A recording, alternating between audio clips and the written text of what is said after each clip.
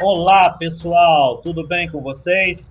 Boa noite, sejam bem-vindos ao Projeto Olhares. E novamente está com um convidado maravilhoso hoje. E eu tenho que tecer um elogio a esse convidado. Ele foi meu primeiro mentor aqui no LinkedIn. Foi ele que botou a pulga na minha orelha e começou a fazer o LinkedIn na minha cabeça. Eu tinha acabado de ser demitido de São Paulo, encontrei esse jovem rapaz aí, o Roberto Vasques, e ele me deu a oportunidade de conhecer o LinkedIn.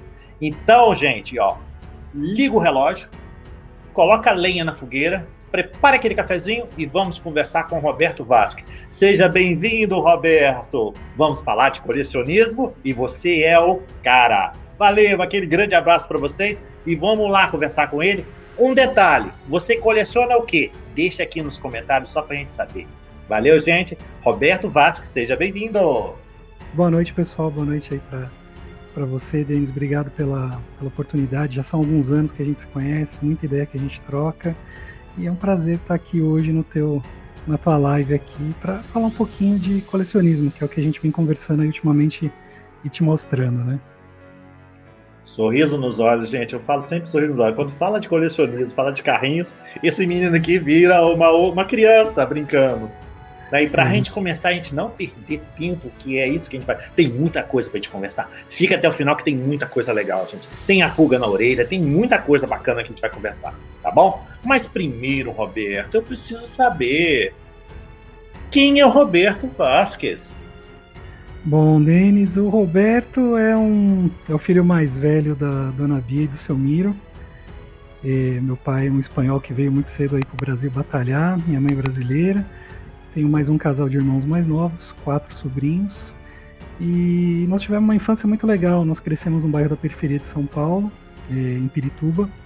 Na época era periferia, hoje a gente vai chamar de centro expandido, né? E mesmo estudando em escola pública a vida toda, a gente foi de uma condição privilegiada perto de outras pessoas, né? Não pudemos ter brinquedos muito caros, enquanto alguns amiguinhos tinham os famosos ferroramas, videogames, muito cedo nós não tivemos, mas a gente pôde se divertir muito com o que nós tínhamos, peão, ioiô, bolinha de gude, né? E aí o Roberto cresceu nesse meio, né? O Roberto teve um impulso do pai, que um dia viu a abertura de uma escola de idiomas aqui no bairro e falou assim: você vai estudar inglês. E para mim era até meio estranho um espanhol falando isso, ele não queria ensinar o espanhol. Mas foi graças ao inglês que eu decidi pela carreira. Eu fui fazer comércio exterior depois, desenvolvi a carreira em empresas multinacionais trabalhando com pós-venda, né, operações de comércio exterior, e desde muito cedo na faculdade, muito interessado em entender pessoas e em me entender. Então eu me identifiquei muito com as matérias de recursos humanos e eu sempre gostei do tema.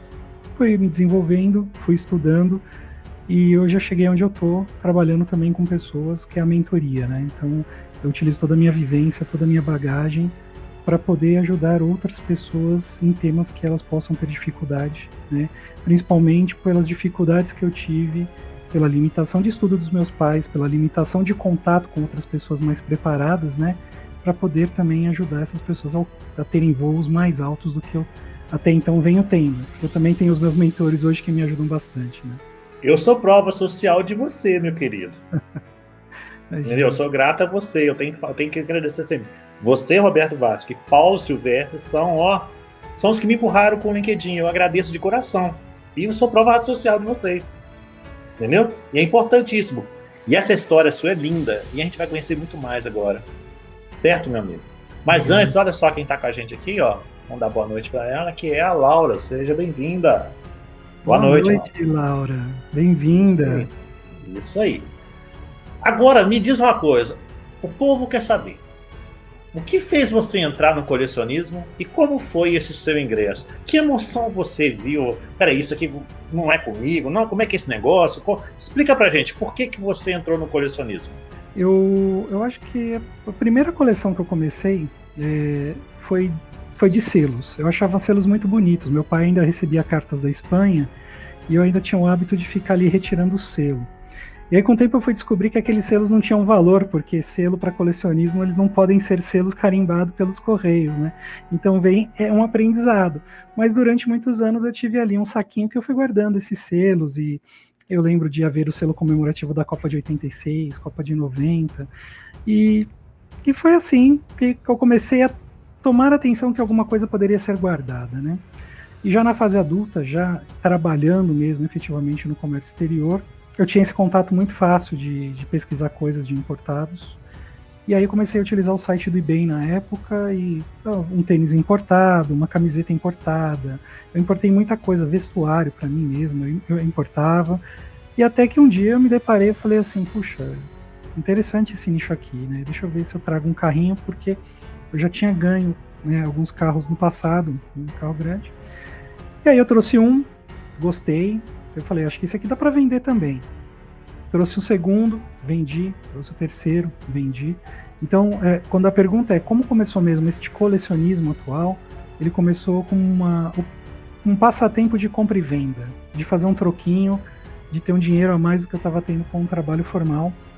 E até que chegou um carrinho, que eu olhei pro carrinho e falei assim, esse aqui é bonito, esse aqui eu acho que eu vou ficar para mim, não vou vender, vai ficar em cima da mesa do escritório.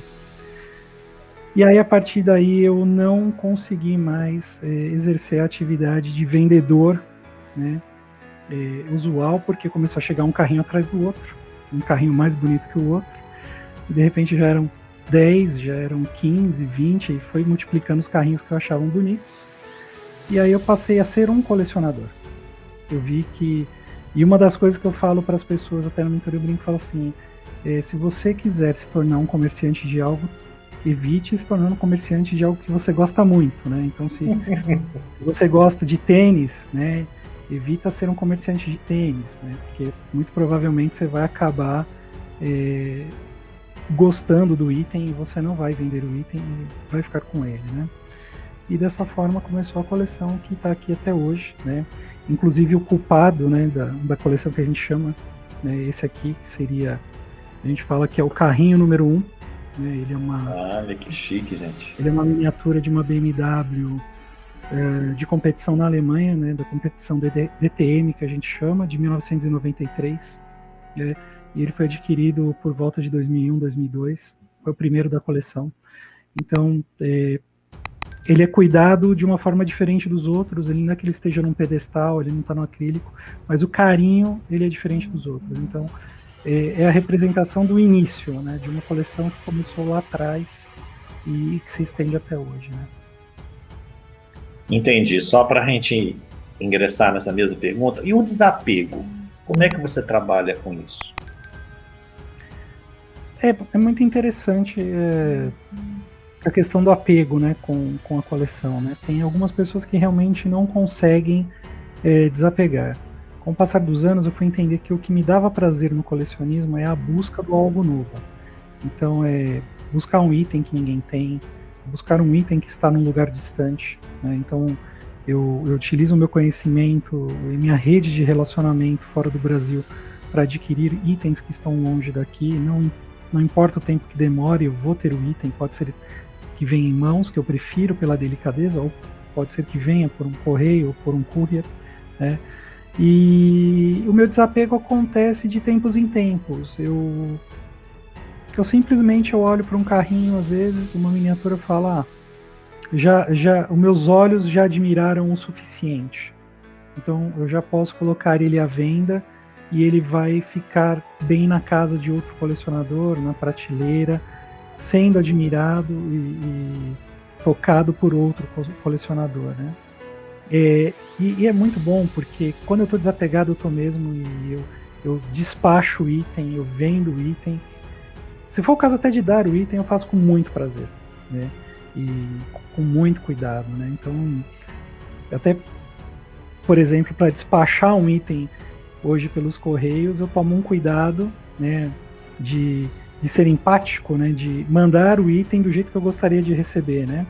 Teve um caso recente, foi muito engraçado, que eu enviei um carro caro, uma miniatura cara, E eu fui numa papelaria, comprei muitas bolinhas de isopor, porque eu queria deixar a caixa bem segura. E aí o rapaz, quando recebeu o item, me escreveu todo feliz: Roberto, olha, muito obrigado, eu tô com os itens aqui em casa, minha esposa tá pé da vida até agora com você, porque a casa tá cheia de espuma, porque a hora que eu abri a caixa, as bolinhas saltaram, né? Mas o importante é isso, a esposa não estava contente, mas o rapaz ficou. Então tem que ter o zelo. Até no desapego, a gente tem o cuidado, né? Não é porque eu não quis mais o item que eu não vou tratar ele como se fosse meu até a chegada em outro lugar, né? Em questão de zelo, eu falo a mesma coisa. Eu tenho minha coleção de arquivos X, que são os meus DVDs, né? Coleção toda completa da série. Né? Tem uma relíquia aqui, que é o Pax Dinossauro, né? Que é da fita VHS. Ó. A fita VHS, que é uma relíquia. Esse fica bonito, bastante enfeite na estante, hein, Denis? Não, ele fica na estante mesmo, é verdade. E tenho também, né, aqui, ó, isso aqui pouca gente vai lembrar, né? Os disquinhos, né, que é a minha coleção, tem mais de 80 disquinhos aqui, história em quadrinho, né? Acho que foi por aí que eu me tornei cineasta também, deve ser por isso também. E o mais sensacional é isso aqui, ó, relíquia, ó. História em quadrinho, Homem-Aranha, Thundercats, então são coisas que vão trazendo a gente pro ser. Então quando a gente coleciona, igual você tá falando, você se conecta mais com a gente, né? E você tá próximo do seu ser. É isso que a gente faz, é igual você faz com os carrinhos. O trabalho que você teve de comprar uma embalagem, colocar as bolinhas, foi simplesmente para surpreender a pessoa que ia abrir, né? É como se fosse o Roberto abrindo a própria caixa. Da mesma forma que eu também já aconteceu de receber caixas que não chegaram intactas para mim, né? Eu já tive a decepção do carrinho quebrado, do carrinho danificado. Então essa decepção eu não quero mandar para outra pessoa. Eu tive uma queixa no final do ano que um colecionador ele lamentou, ele falou: Roberto, infelizmente o carrinho soltou-se da base e uma peça se soltou. Eu falei: você quer devolver? Ele falou: não, eu colei, não se preocupa, tá aqui o item. Mas o feedback também é importante para a gente pensar como que eu posso melhorar a embalagem para a próxima. E foi o que aconteceu, as minhas embalagens agora elas estão saindo reforçadas, né? Então que bacana. A gente, no meio do colecionismo, a gente tem esse cuidado, a gente quer que o outro tenha essa visão de que a gente cuidou do item nosso e a gente cuidou do item até chegar na outra mão. É muito importante isso. Agora, olha o que o pessoal falando aqui, ó. A Laura tá dando risada aqui, ó. Não sei por que ela tá risada, depois a gente vê, né? Aí tem a Silmara falou assim: excelente tema, obrigado. Hoje é um dia para descontrair mesmo. Apesar que é um dia que é um dia de resignação, de respeito, a gente vai chegar lá. É importante pra gente distrair um pouquinho a cabeça, sair um pouquinho desse cenário de trabalho e dar uma relaxada, fazer uma live diferente, né?